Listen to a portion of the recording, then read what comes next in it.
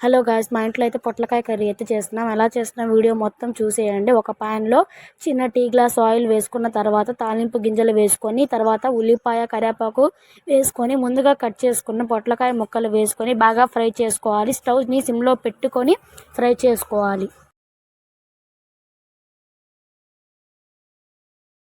Next అయితే guys, అర spoon అయితే పసుపు అయితే వేసుకోవాలి. ఆ తర్వాత అయితే వచ్చేసి నెక్స్ట్ అయితే రుచికి సరిపడనంత ఉప్పు అయితే వేసుకోవాలి. మీ టేస్ట్ బట్టి ఎంతైనా వేసుకోండి. మీ రుచికి సరిపడినంత వేసుకొని బాగా కలర్ వచ్చేలాగా అయితే ఫ్రై అయితే చేసుకోవాలి గాయ్స్.